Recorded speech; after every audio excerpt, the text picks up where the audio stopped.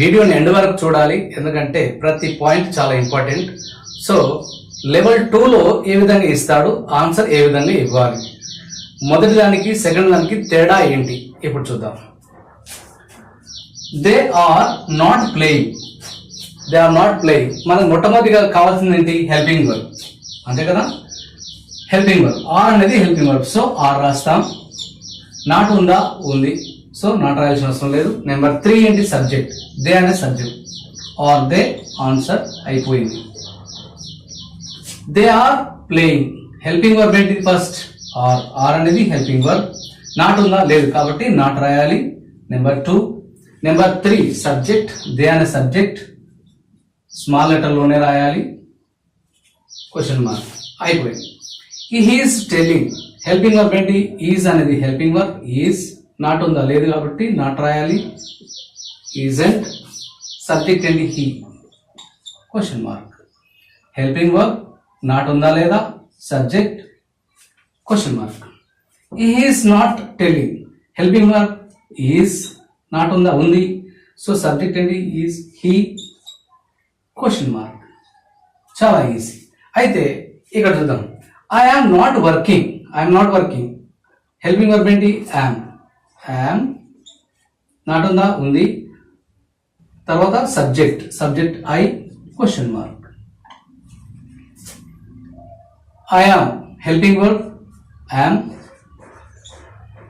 Not ఉందా? లేదు, కాబట్టి నాట్ రాయాలి షార్ట్ ఫామ్ లో. తర్వాత సబ్జెక్ట్ ఐ. అంతే. ఎందుకంటే మనకు తెలుసు క్వశ్చన్ ట్యాగ్స్ అంటే హెల్పింగ్ వర్బ్ ఉండాలి, తర్వాత నాట్ ఉందా లేదా చూసుకోవాలి, తర్వాత సబ్జెక్ట్ రాయాలి, క్వశ్చన్ మార్క్ రాయాలి, అంతే. సో సింపుల్ గా అదే గుర్తుపెట్టుకుంటాం, అదే లెవెల్లో ఉండిపోతాం, ఇంకొక లెవెల్ మార్చం. కాబట్టి మన మార్క్స్ కోల్పోయే అవకాశాలు ఉన్నాయి. ఇప్పుడు చూద్దాం. ఇది యామ్ అండ్ ఐ అనేది రాంగ్. యామ్ అండ్ ఐ అనేది రాంగ్. యామ్ అండ్ ఐ కాదు, ఆర్ అండ్ ఐ అని రాయాలి.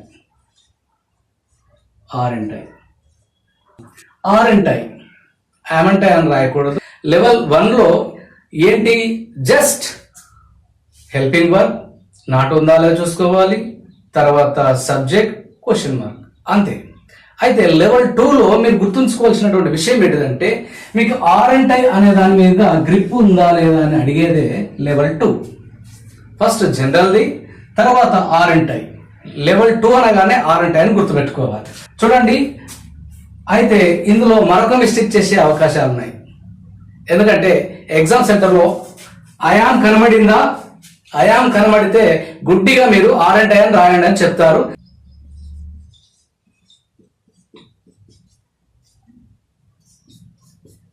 గుర్తుపెట్టుకోండి. ఈ ఆమె చూడరు, నాట్ ఉందా లేదా చూసుకోవాలి.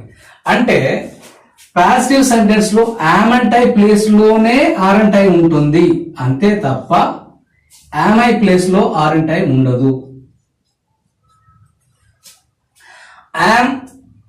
ఐఆమ్ అని చూడగానే ఆర్ అండ్ ఐ రాయకూడదు. ఖచ్చితంగా చాలా మంది మిస్టేక్ చేస్తారు, తర్వాత వచ్చి తల పట్టుకుంటారు, అరే నేను చేసింది తప్పు. చూడగానే ఫస్ట్ ఆర్ అండ్ ఐ ఇస్తాడు, ఆన్సర్ పెట్టేస్తారు, అది కూడా రాంగ్.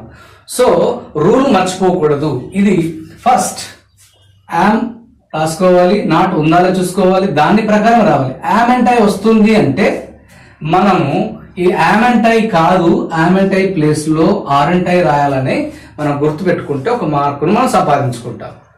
లేదు, గుడ్డిగా ఐఆమ్ అని కనబడగానే అది నెగిటివ్ ఫామా పాజిటివ్ ఫామా అని తెలియకుండా డైరెక్ట్ ఆర్ అండ్ ఐ రాస్తే మీరు ఒక మార్కు కోల్పోయే అవకాశాలు ఉన్నాయి. దీన్ని దృష్టిలో పెట్టుకోండి.